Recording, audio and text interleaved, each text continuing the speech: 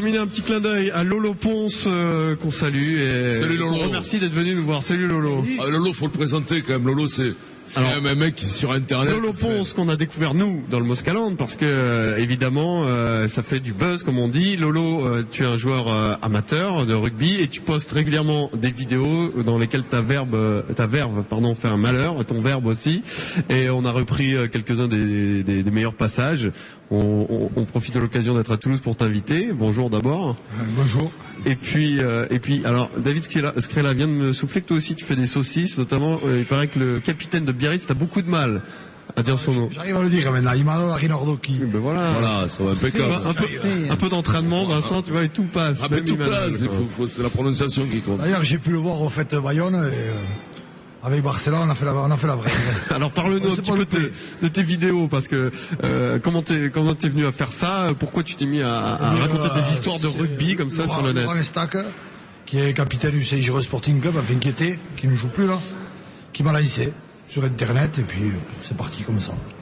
Alors, dis-nous, qu'est-ce que tu racontes, par exemple? C'est souvent quand même des troisième mi-temps qui terminent mal, c'est des bastons pendant les matchs, des bringues, des histoires de fous un peu que tu nous racontes. C'est surtout les histoires rugbystiques que j'ai eues et bien sûr, comme tu dis, les troisième mi-temps. Bon, le coup du Lavoir, par exemple. Oui, alors c'est quoi ce coup du Lavoir là? Eh bien, on avait fait la bringue toute la nuit. Oui. Et après, on est allé déjeuner. Puis on a décidé d'aller déjeuner chez un copain après, d'aller finir la soirée à l'eau de vie.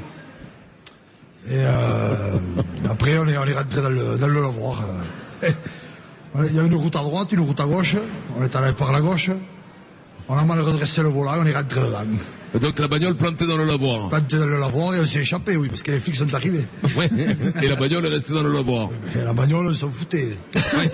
Surtout de ne pas se faire choper par les flics. Tu joues où, Laurent? Là, je joue à Mazères sur le Salat. Quel niveau? Honneur. Quel poste? Pilier gauche, talonneur. Pilier gauche, talonneur, donc tu l'as. Mais par contre, les mêlées, c'est plus ce que c'était. C'est lamentable déjà les commandements en mêlée. Et les mêlées simulées, ça devrait pas exister. Bon. Mais ça tombe encore un peu en honneur de temps en temps où vous faites des bonnes chiffardas, là. Ça va, ouais, de temps en temps, oui. Ça va, on se maintient. Mais par contre, les arbitres foutent des cartons pour un rien. Ouais. Ça, c'est lamentable aussi. Oui, pour une petite peignée de rien du tout. Je pense que Bègle Toulon de 91, ça c'était du rugby, oui. Dis-nous juste un peu ce que tu penses de Vincent, parce que tu sais que Vincent est en admiration devant tous les talonneurs qui l'ont précédé, un peu moins devant ceux qui l'ont suivi, mais bon, ça c'est Vincent, non, tu balances tout le temps, écoute, surtout. Et moi j'avais avec déjà Bègle Toulon de 91, ça vaut largement une finale, hein. Oui, donc en fait, toi, ce que tu admires chez Vincent, c'est que c'est ton maître en salade de palanche, quoi. C'est tout. C'est ton maître à chiffardas. La première ligne de Bègle, Vincent, Simon et Gembert, là on peut partir. Ouais. On peut partir n'importe où. Ouais, enfin, on peut affronter la première. T'es pas sûr d'arriver quand même. Hein. La première ligne de Bègle, je peux te dire qu'elle était solide, mais il fallait pas trop qu'elle joue souvent contre la deuxième ligne du Racing. Hein, je l'ai jamais vu s'échapper, moi. Lolo, en tout cas, merci d'être passé nous voir. Philippe, tu connais l'animal. Je vais aller sur le net. Tu vas aller voir ces vidéos. Je vais voir Lolo le Lavoir.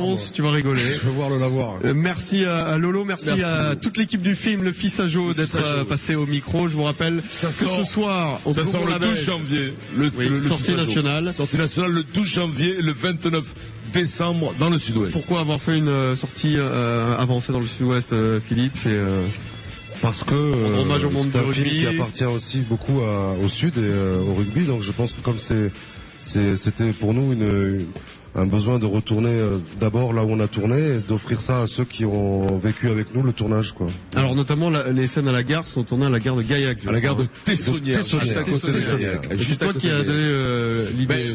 Philippe cherchait une gare et je lui ai dit viens jeter un coup d'œil. Il était en repérage. Repérage au cinéma, ça veut dire que tu repères énormément tous les décors que tu vas voir pendant le tournage. Et je lui ai dit je pense qu'il y a un truc qui peut convenir à ton film. Il y a été, puis il est tombé devant cette gare. gare, ça lui a plu. Une scène récurrente où Pompon sévit, on n'en dit pas plus. C'est un des fils conducteurs du film. Gérard, merci beaucoup. Il y a d'autres films sur le feu. Il y a d'autres. Non, sur le feu, il faut rentrer à la maison maintenant. D'accord. J'ai une greffe de foie à faire. Il faut que je me prépare. Merci Gérard, merci beaucoup, Philippe. Gérard. On rappelle le Fils à Joe, donc sortie nationale le 12 janvier à suivre l'intégralité de la deuxième période de l'île Lagontoise en Ligue Europa. Merci à tous, à demain 18h.